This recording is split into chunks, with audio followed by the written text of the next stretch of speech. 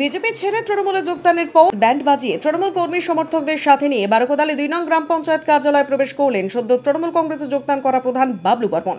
সোমবার তৃণমূল পঞ্চায়েত সদস্যদের সাথে নিয়ে ব্যান্ড বাজিয়ে গ্রাম পঞ্চায়েত কার্যালয়ে প্রবেশ করেন তারা। প্রসঙ্গত, গত পঞ্চায়েত নির্বাচনে 16টি আসনের মধ্যে বিজেপি পেয়েছিল 9টি, তৃণমূল 7টি। সংখ্যাগরিষ্ঠতা নিয়ে বারোকোদালি 2 নং গ্রাম পঞ্চায়েতে ভোট গঠন করে বিজেপি।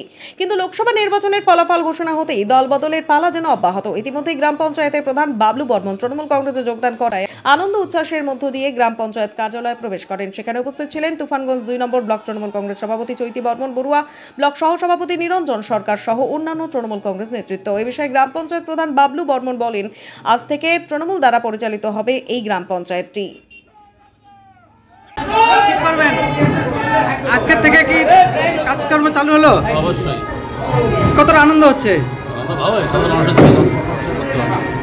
আজকে থেকে তৃণমূলের বোর্ড গঠন হলো। কিছু আছে, কিছু আশা বা কিছু দাবি আছে আপনার? কোনো দাবি তো অবশ্যই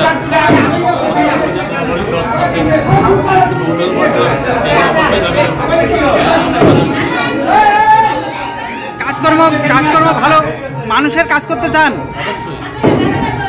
মানুষের কাজ করতে চান। আপনার নাম? প্রধান।